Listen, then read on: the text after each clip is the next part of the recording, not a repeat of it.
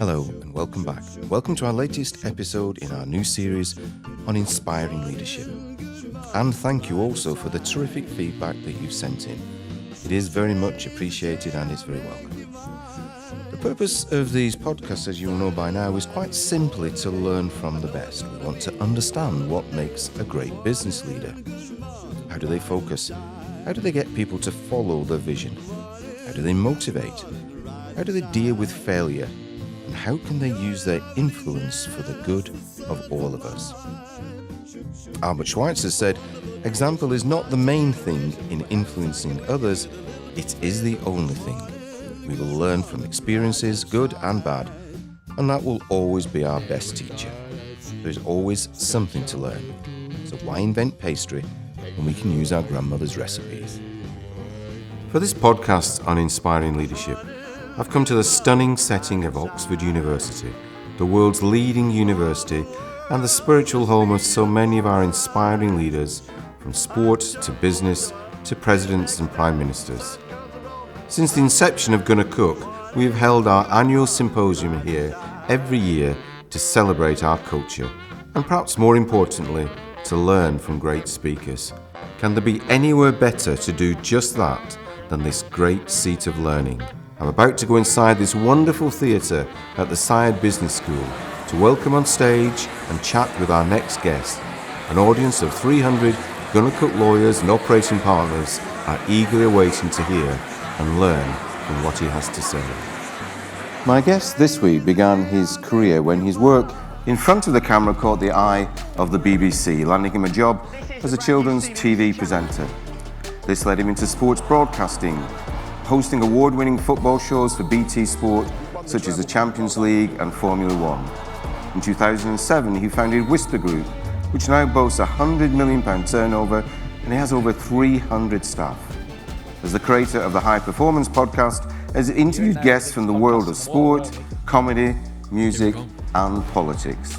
With a reach of 250 million listens worldwide, he interviews big players from the world of business, self-made millionaires who have worked from the ground up, and discusses his guests' self-belief, how they take risks, and being the hardest working person in the room. Ladies and gentlemen, please welcome to the stage Jake Humphrey.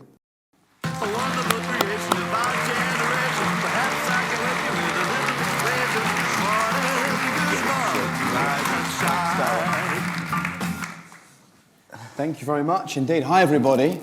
Sorry that you follow a doctor with a former kids TV presenter. That's like the imposter syndrome is strong right now.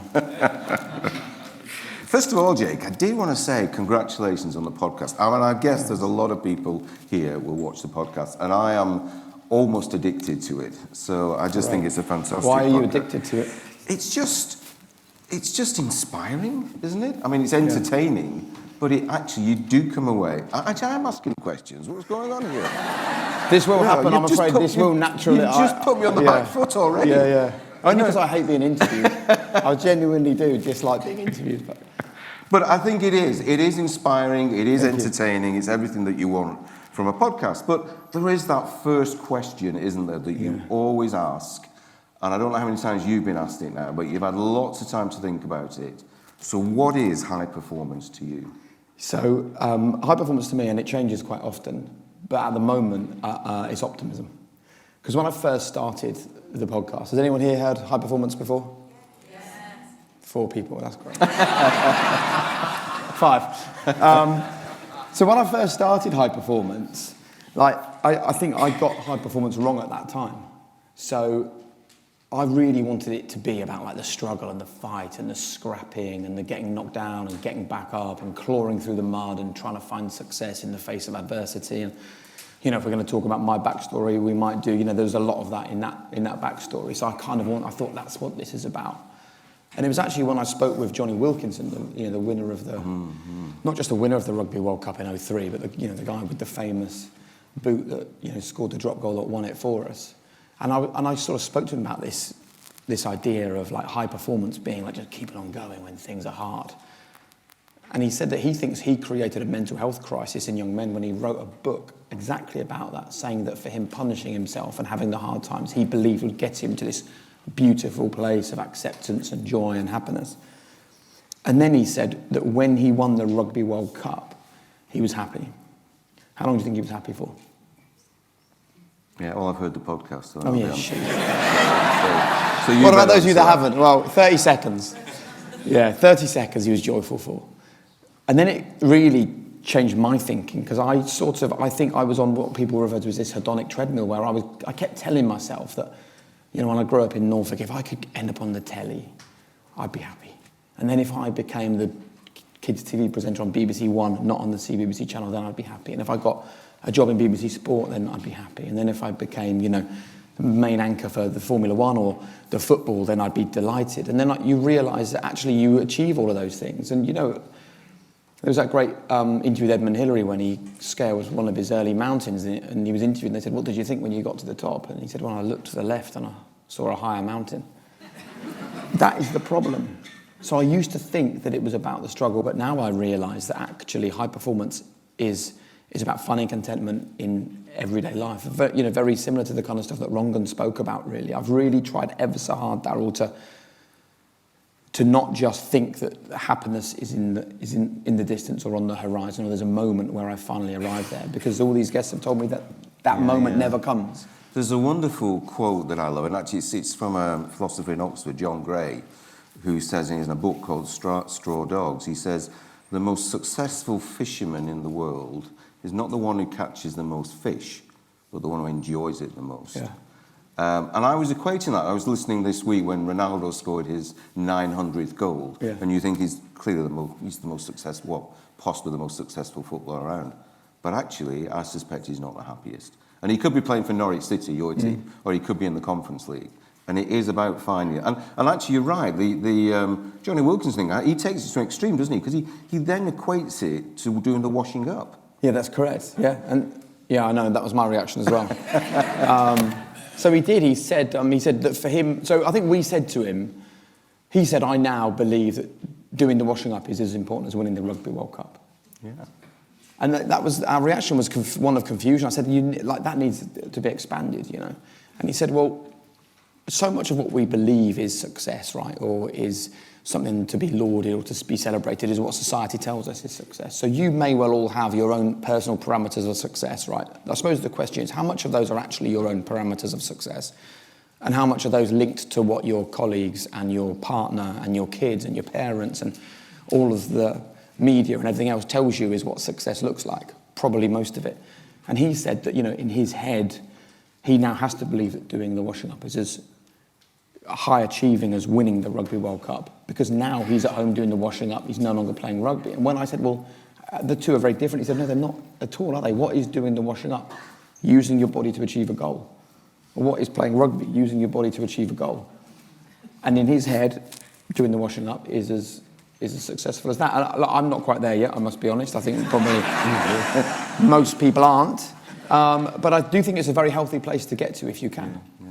Well, I think that's a good point. Can we take it back to you then, actually, a little bit? Because I did want to open with that question. I just had this thing that I wanted to open that question because you've asked it so many times. Yeah, it's nice. It was great. But, you know, you're a high performer yourself, Jake. I mean, we've seen that. I mean, actually, whether it's the presenting or whether it's the football, whether it's the Formula One, whether it's the children's team presenting, and now what you're doing with Whisper, you are a high performer. So you've been through all these things that you're now interviewing people about. It still feels uncomfy though when you hear that, and even when you see it up on the screen, you know, because I don't know whether anyone else feels the same, and you're all high performers as well, with the fact that you're living these great lives, a great career. He had a good night out in Oxford, staying in the digs. Was that like the reminder of student days for some people last night, apparently? Man, I wish you'd got me down yesterday. That would have been fun. Because that is also high performance, enjoying yourself.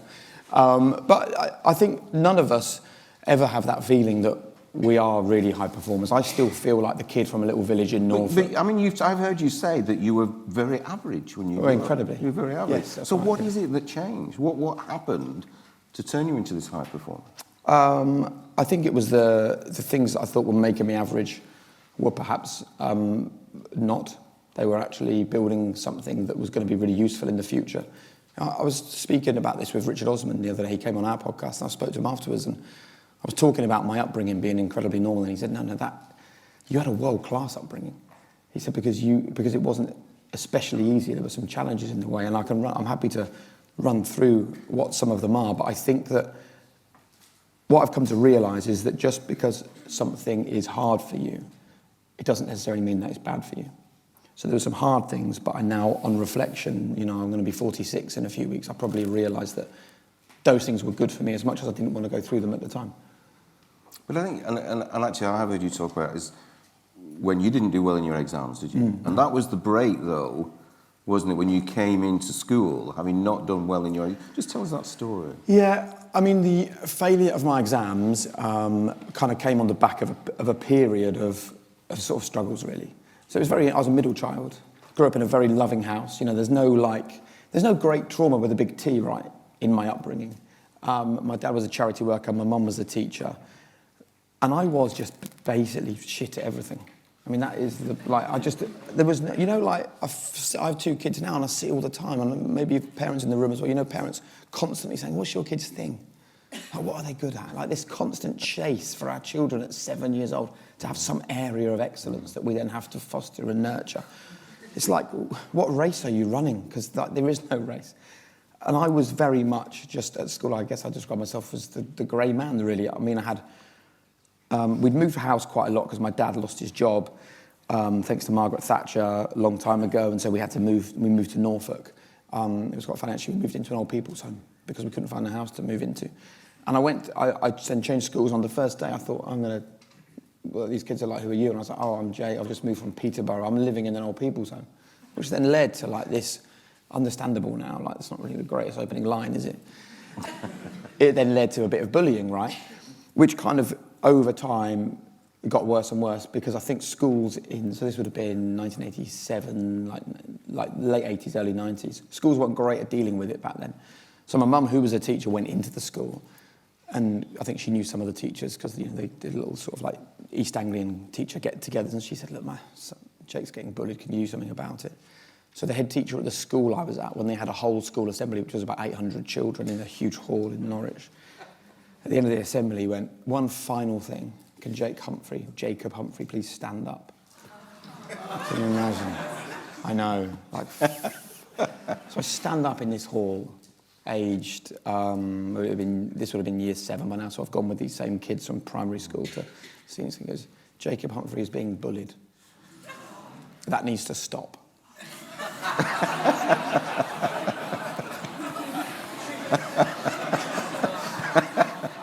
I mean, I'm 11 years old with more emotional intelligence than that teacher that's getting me this. Because I knew at that moment, I am fucked.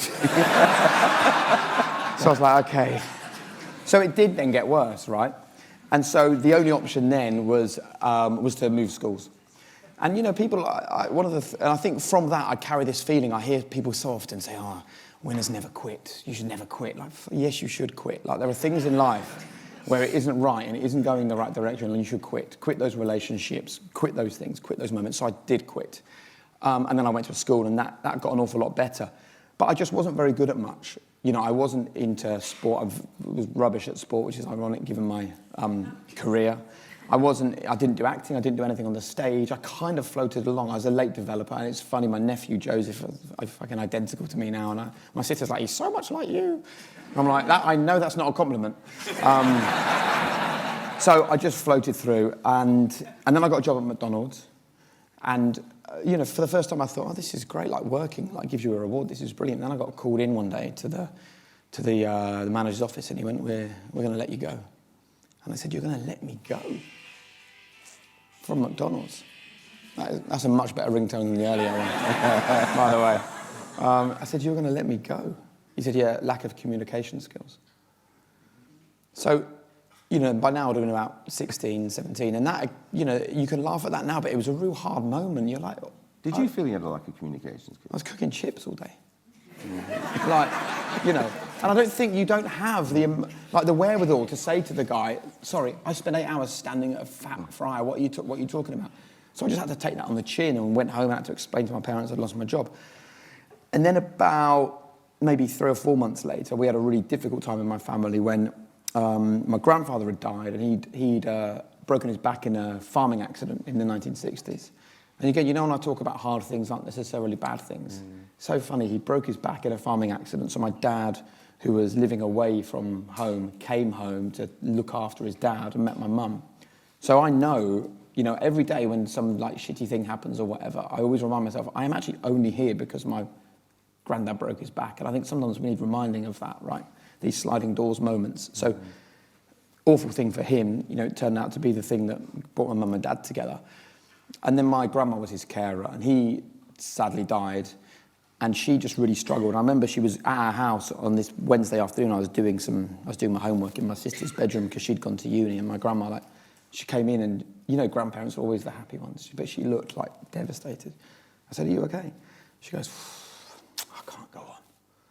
And I said, "Of course, you're fine. You're like my grandma." But I was busy working, and I regret to this day that I just carried on doing my work. And then she took her own life. And that was a really difficult time because I think that as a teenager, you kind of think that they've got it nailed and got it sorted. And actually, it's funny, I just sort of pushed through at that time, but probably now, all these years later, it impacts me more with my own kids and their relationship with their grandparents and stuff. So that was difficult, and that was just before I did my A-level exams. So I then went and did my A-levels, and I remember going to get the results. I went with my brother to get my A-level results, and at the time you have to go up to a table and you give them your surname. So I went Humphrey, and they went through. And I had a place at Nottingham Trent University because the rumour had gone around that there was 3 women to every man at Nottingham Trent. And that was for a guy from Norwich that had had a few tough years, that was I was like, this is going to be great. My luck's going to change. So I needed 20 points, I remember, to get to Nottingham Trent, and I opened my first envelope, and it was I'd got an E for A-level politics, and I was like, bloody hell. So I opened my next envelope, and I got an N. And I thought, well, that was exactly my response, Darryl. I was like, how have they managed to have a misspelling on an exam result? So I went back to the teacher sitting at I remember to this day, going back to the teacher. This is the school where my mum worked, by the way. I went back and I said, "Sorry, I got an N." And she goes, that's for students who aren't clever enough to get an E, but not so thick they got a U. I thought, what a put down. And then I opened my last result and it was a U. That was not my parents' reaction, just as an FYI. So I got ENU for my A-levels, and that was tough, man. Because my mum was the head of year, and I had to go back, and you had to ask permission for your head of year to return and do another year of A-levels. That was my mum, so it was kind of an easy but hard conversation at the same time. But then you're totally right, Darryl. The very day that I returned to the Hewitt School to redo my A-levels, there was a letter from a local TV channel basically saying, do any of your politics students want to come and sit on a panel and talk about political issues? And I did that, and that led to me getting a job, and that led to my broadcasting career. I never went to university. I ended up, as a TV host and founding Whisper and then creating High Performance. And honestly, those are such formative experiences for me. Really difficult, dark, hard days that still, as you can see, still get to me now. But I would never wish to go through them again. I wish that wasn't the ending, but I'm also really grateful because I now realise that I've spent the last sort of 20 or 25 odd years seeing resilient people outperform talented people by a rate of 100 to 1. And that's why I'm really passionate with my children about trying to build resilience. And I think, who else in here is a parent? It's quite a lot of parents. And I have this real aversion to this helicopter parenting, this hovering around your children all the time. And I see it everywhere, smoothing the path in front of them, removing any challenge around them, solving their problems for them all the time. And honestly, Darryl, I love it when my kids come home and say, I didn't get into the choir as Seb told us yesterday, or I didn't get the mark I wanted, or that I didn't succeed in the area that I wanted to excel. Honestly, my wife feels very differently. We have a very different view on this. I'm constantly trying to pull the helicopter back. But, I think it's really important. And I think if we can build resilience in our young people, then we will have young people that can do incredible things. I love your dad, by the way, because he's a Manchester United fan, isn't he? Sadly. Yeah, I'm afraid. Well, but actually, that's what like went most wrong with Man you. United because fans, not from Manchester. But you became a Norwich fan. I don't know. That's the biggest mistake he made, isn't it? Really? Yeah, I'm a glutton for punishment. Well, he grew up in that era when it was, the Munich air disaster and the Busby Babes and all that, and then I decided to support my local team, as I believe everyone should do. You probably do as well. You're from that neck of the woods. Yeah, definitely. But it is interesting, isn't it? And it's a failing of our schools, isn't it? That you are probably one of the best communicators there are around. That's what you made your job in, really, really good communicating. And the school completely failed to recognise that. Yeah, because I think that, and I don't want to have a go at teachers, but I think that schools have such a huge challenge on their hands. They're still operating in an out-of-date way. You look at school class sizes of 30 kids on average. Right, that stems from the end of the First World War when they realised that groups of more than 30 men wouldn't take orders. So they decided to put school classes into sizes of 30. And we're still operating over 100 years later with that same system. Like, is that the right number? Is it the wrong number? Should it be more? Should it be less? But I think the biggest challenge that school does, or the biggest issue it causes, is that I think that what it seeks is people in the middle ground. It doesn't like the outliers. It doesn't like the kids who struggle in certain areas. It doesn't like the kids who might be on the spectrum or maybe not necessarily kids who have, who are neurodiverse, but kids who have got some sort of difference about them. Like, that doesn't work in schools because it doesn't fit the system. You don't fit the rules, you don't fit the way of thinking. And I'm really, a very passionate advocate of the fact that we need to change the way that we're educating young people now to equip them for the future. My son is just going on a trip today to learn about how gardens were laid out in Tudor times. Look, if you want to know about Tudor gardens when you're a bit older and that's your passion, I'm sure you'll go and find that information. I question whether there is a real value in that for Sebastian. When Florence sits there and does her maths homework and persistently asks Alexa to give her the answer to the maths question, Harriet's tearing her hair out, and I'm kind of going, well, that's the world that we live in now. We've reached this post-knowledge generation. And because we've reached the post-knowledge generation and technology is going to give them all that information, what should schools be focusing on? The soft skills, the emotional intelligence, the empathy, the ability to connect with people you've never met before, reading a room, all of those vital skills that when you get into the workplace, that's why you're all successful in your jobs. Of course, you have knowledge and skills, but that's not why you're sitting in this room. You're sitting in this room because your ability to be human with other human beings. The ability to be vulnerable, the ability to understand other people. Yeah, there's an element of hard skills, of course, particularly in the job that you will do, but there'll be people with far more impressive hard skills than you that haven't ended up in the position you've ended up in because their soft skills haven't been nurtured to the right amount. One of the podcasts of yours I enjoyed was a very recent one, actually, and it was actually just a debate between you and Damien. Damien, if you don't know, is Jake's co-host on this podcast, and we had Damien here speaking last year. Some of you remember him. But one of the things the podcast was a discussion about are footballers happy, which I thought was fascinating, actually, because we all just assume what a life. Great, who'd want to be a footballer? They're happy. And actually, Damien was very honest and said, well, some are, some aren't. And he felt that the ones that were happy were the ones who found something outside football. Yes, correct. Were the happiest. Yeah. Could you just talk about that? Yeah, I mean, how we find purpose and beyond what we're doing. Yeah, of course. I've spent my career, surrounded by high-achieving individuals, and I think the reason why I love the job that I did in Formula One wasn't who won the race or who lost the race. It was how did that individual get themselves to that point of perfection. And it's exactly the same in football. I loved watching those people at an elite level getting themselves to that place.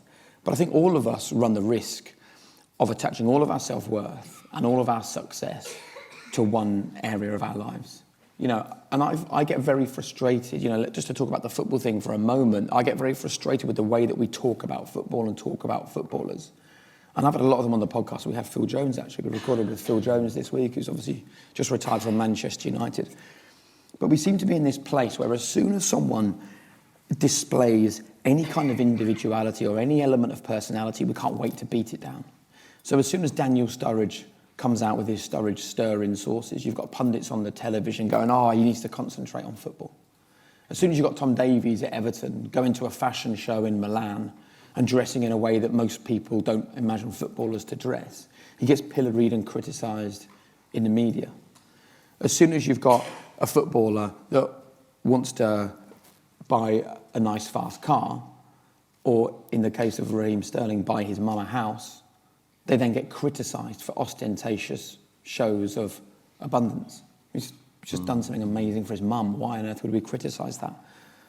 And I think the problem we have is that we put footballers in this box and they're constantly fighting to get out of that box. And actually it applies to almost anybody.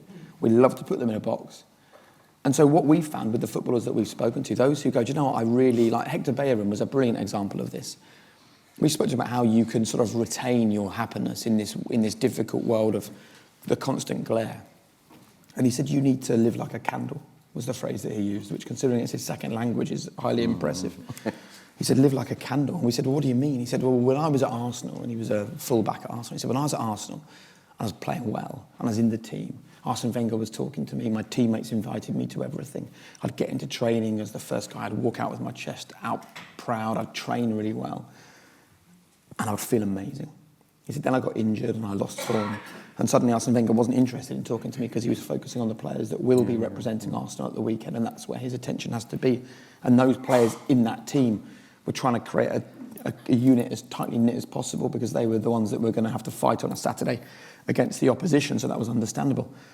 He said, and so slowly I found that, my chest sunk and I started to withdraw into myself. And he said what he'd realised is that he wasn't living like a candle. Like he wasn't able to understand at that time that the external trappings of success were determining his self-worth. And it's almost the single most dangerous place I think that we can slip into, believing that doing our job well is going to lift our self-worth, or having a new car, or buying a bigger house, or having the latest trainers is all going to inflate our self-worth. We have to have this ability to live like a candle, as Hector Bellerin said, which is that you know who you are and you have this rock-solid belief in you and your principles and what your kind of guiding beliefs are, regardless of what happens around you. And so the reason why I think, we speak about footballers a lot is because it's a world we've both lived in, but I think it actually applies to any walk of life, to anybody. If you really want contentment and joy and happiness in your life, it will not come from achieving things. It will come from having the beliefs and the behaviours, as Rongan spoke about so brilliantly, that take you to a place of fulfilment. I thought his analogy about the stool was exceptional. There's another not dissimilar one called Ikigai, which is a Japanese philosophy, which is 4 principles.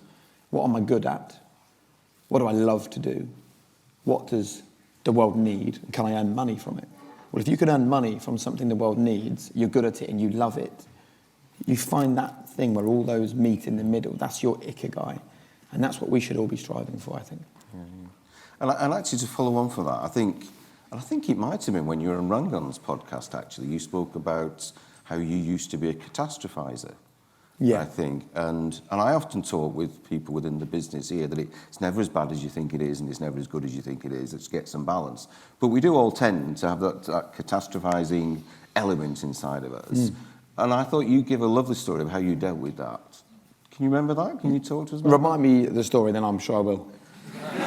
Because I've used a few tools over the years. You were actually talking about how you give it a score of 1 to 10. I mean, you were talking particularly about how you worried about your mother, I think, when you were younger and that, and then you talked about how you dealt with it when you give...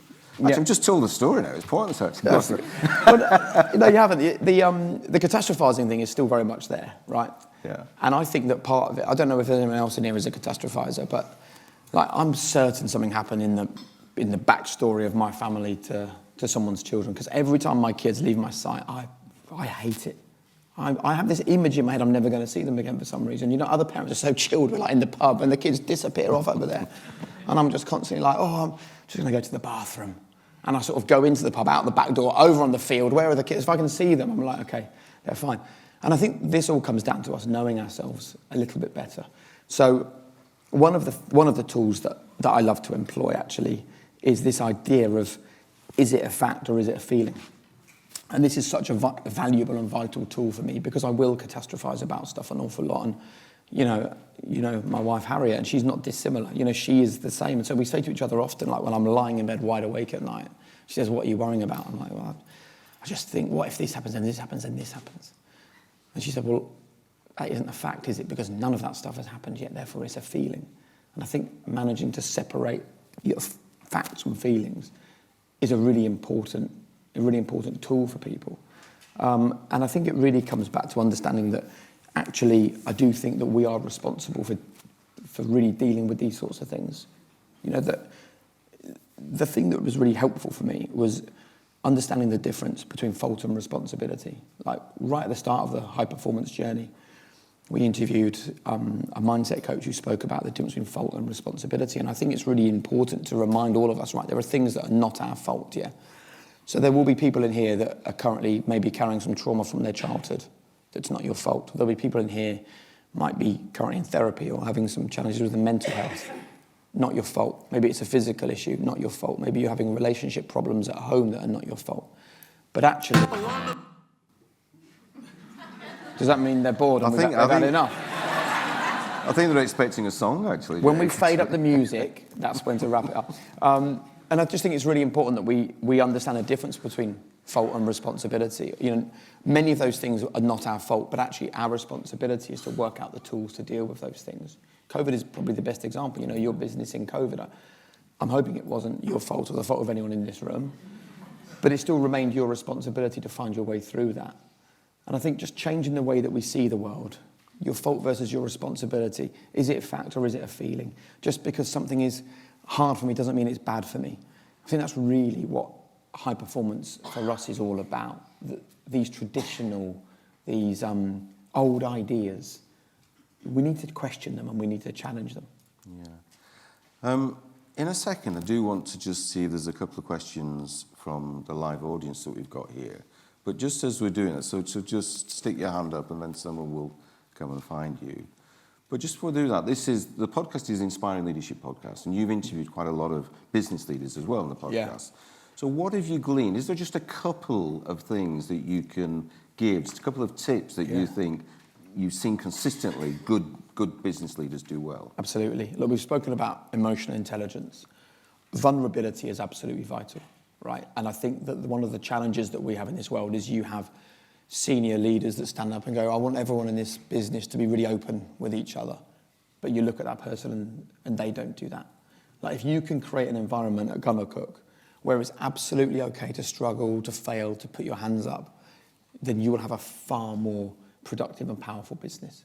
But the truth is that it comes from the co-founders, it comes from the leaders, it comes from the CEO, it comes from the person at the top telling everyone else when they've made mistakes and errors. You know, there was a bit of research done in the United States a few years back where they had 2 hospitals. And one of the hospitals was making so many errors, but there were very few people in that hospital dying that they didn't think were going to die anyway. There was a hospital a few thousand miles away where like the record was immaculate, but they had these sort of strange unexpected deaths and it was really confusing. So they sent people in unannounced to go and just watch the processes in the 2 hospitals. And what they basically found was the hospital where there was no mistakes but people were dying, well, there was loads of mistakes. But the culture was you never talk about them, you never own up, you never put your hand up, because the culture from the top was if you made a mistake, you're out. Whereas the other hospital, they were great at going, look, we all make mistakes, so take a step back, we'll learn from it and it won't happen again. And it was saving people's lives. So I think your ability to tell people that you've made a mistake, or if anyone in here is a leader of a team, to put your hand up and say, I don't know, or I got it wrong, I think is really important. I think the other thing I would ask all of you to do is to lean into the people around you. I think that is an underestimated superpower in business. And when we've spoken to really successful leaders in business, they often say that it was when their people in their team no longer felt like team members and felt more like family that things started to change. So it's really simple stuff in here. Like how do your colleagues in here take their tea? You probably do know that. How many of your colleagues in here are currently in therapy? You probably don't, but maybe you should. How many people in here have got a challenge at home that they're having to deal with? Who's lost a parent in the last year and they're really struggling with it? You know, the more we can lean into people, the harder it is to dislike them. And as Rongan said, if you'd have lived their life, you'd behave the way they behave anyway. So having that understanding. And I think I'd also point towards optimism.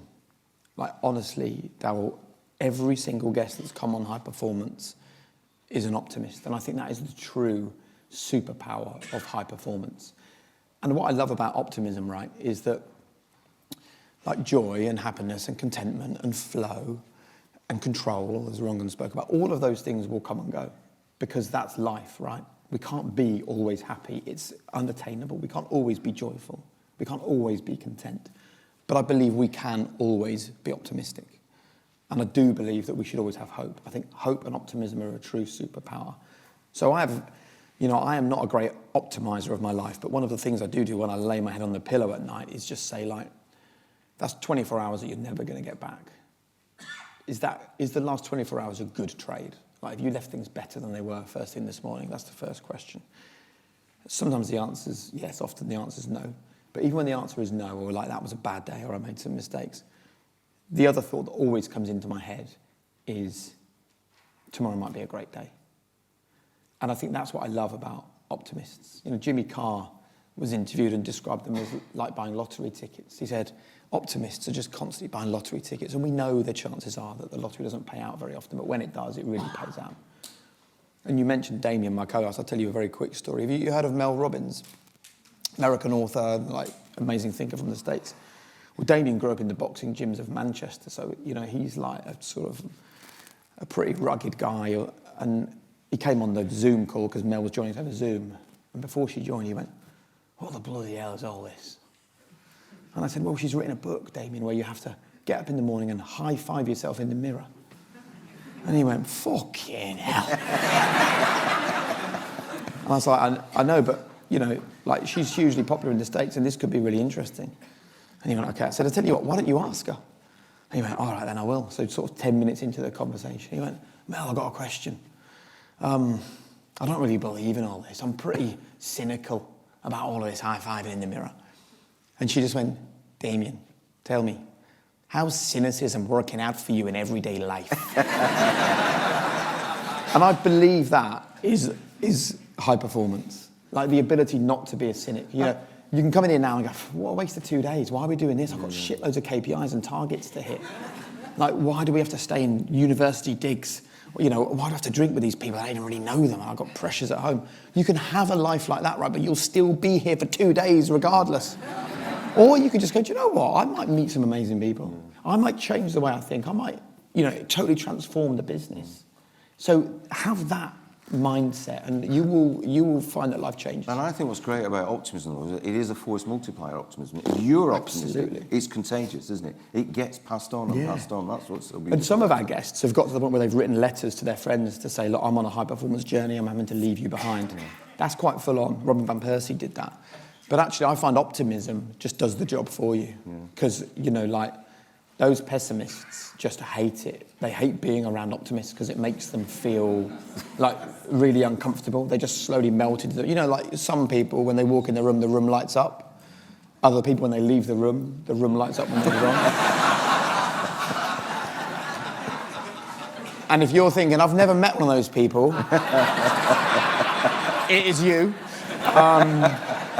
And I just, look, you know, I don't propose to sit here and have all the answers. Right? I feel very fortunate I get to have these cool conversations with people who have achieved far more than me.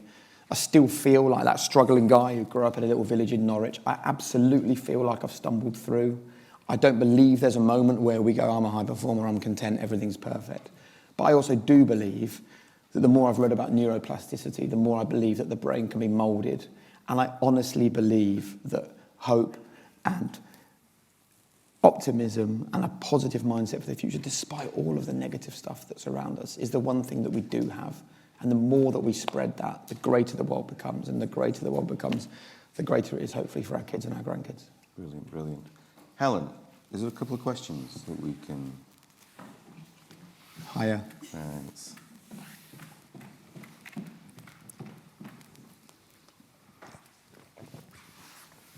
Hi. So what's your name? Maxine. Hi, Maxine. Hi. You can call me Max for sure. Hi, Max. Everyone knows me. So Formula One is a sport that's dominated by individual drivers with a huge team behind them. Yeah. With Adrian Newey moving to Aston Martin, how important is it to have key personnel at the top of the management structure?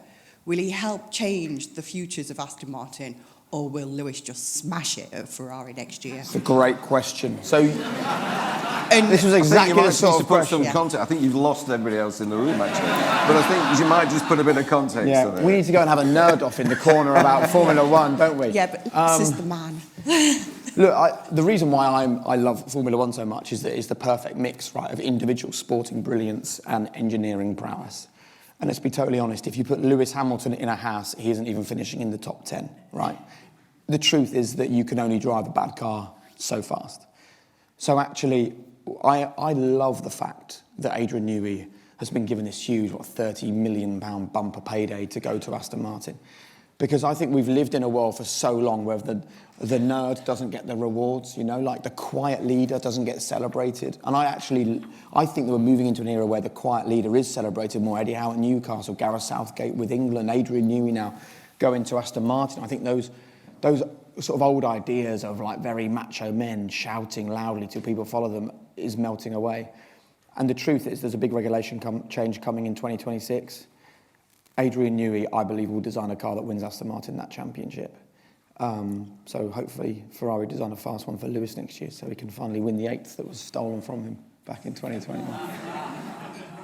Yeah, Adrian disagreed on that point when we spoke last week, but I stand firm that Lewis is an 8-time world champion. One more question. Chris.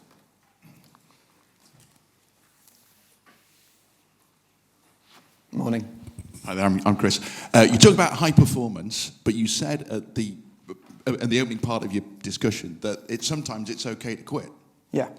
When do you know when is the right time to quit? I think that you know, well, first of all, what is your gut telling you? I think as I've got older, I've learned to follow my gut a bit more. I made some decisions last year that my gut was telling me is the wrong thing, but my brain was like, let's go with this, and now I actually realise they were the wrong thing. I think that as soon as you find that it is impacting other parts of your life and really causing you problems, I think that's when you need to quit. I think the other mistake that people make is that they always think that quitting is terminal, right? I love the phrase that failure is a comma, not a full stop. And all the time I speak to people, they're like, well, I can't quit. And I'm like, well, the worst thing that happens is you just come back and do this again in 6 months or 12 months. And look, I'm the master quitter, right? You know, I walked away from a 4-year contract with, and I think that's the other thing that's important to point out. You know, sometimes people will sit here and they'll say all these things, and you're like, yeah, but you haven't done it. So how do you actually know?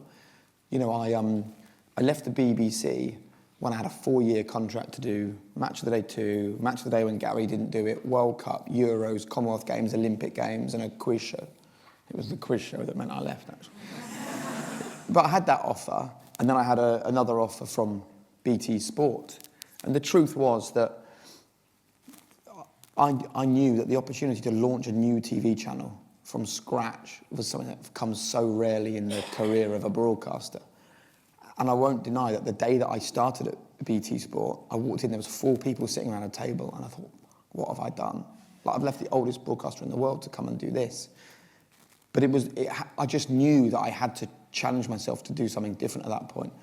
And then last summer, when I left BT Sport, you know, again, I had the same phone call from my parents that I had when I left the BBC. What are you doing? You know, even now, my dad's like, what actually is a podcast? Are you able to pay your mortgage, Jacob? It's like a question I keep getting asked. I'm like, Dad, it's okay, just about. But, you know, I was having these great sort of really interesting conversations about empathy and understanding and leaning into people and realising everyone's doing their best. And then on a Saturday afternoon and on a Tuesday and a Wednesday night on the Champions League, I was going, oh, should that player be dropped? Should that manager be sacked? Should that referee be removed from his job? And I had producers coming in and going, let's create an argument between you. That'll be really good. That'll get loads of clicks on social media. And I just had this voice in my head going, this is not you. Like, you can try and bring so much good messaging out there. Trying to have a row about the future of Scott McTominay at Man United is not it. So again, I left and I walked away, and I would encourage anyone, if they're starting to feel like things aren't right, just to remember that you can't do something new until you stop doing something old. And it is kind of scary at the time.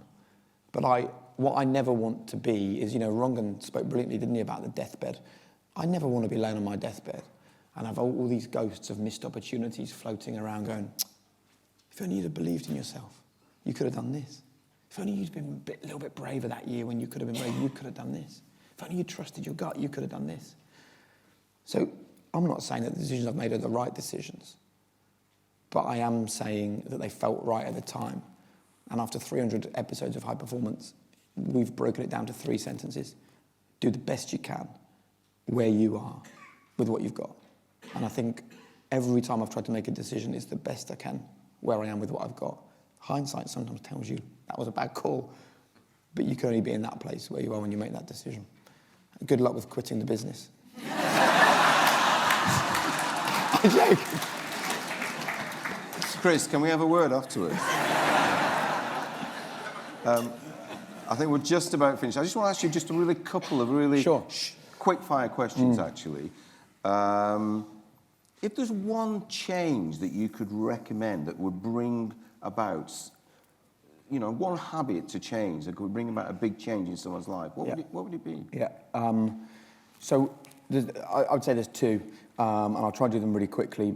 But we spoke with James Clear, and he spoke to us about the, Atomic Habits, which is his book, and he spoke to us about this power of ripple effect habits. So I then went home and said to Harriet, I've learned about ripple effect habits. We need to get out of bed a little bit earlier in the morning.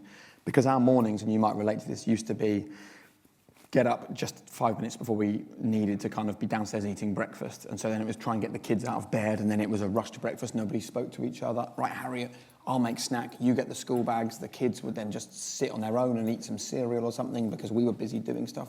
We wouldn't eat breakfast. We'd rush out of the house. We'd get the kids to school. You have big sugar crash at 10 o'clock.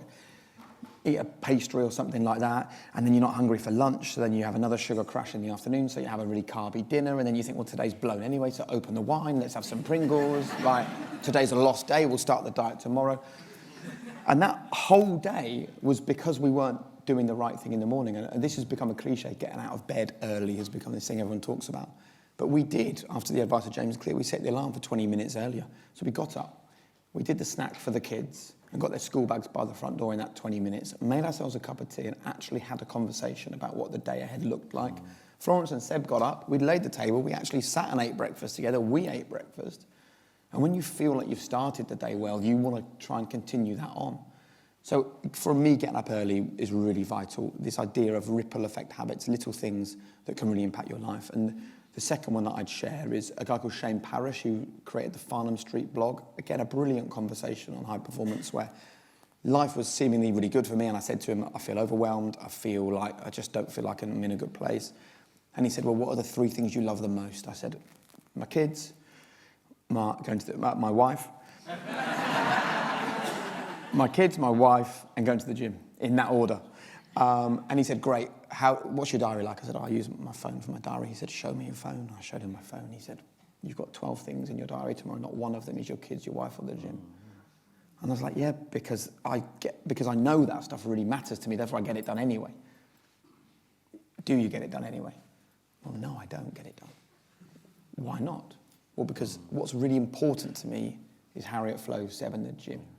What's really urgent is the phone call from the team on high performance with a problem, is a guest that's coming at the last minute, is a meeting you need to go to, is a big event happening. And the urgent will always beat the important.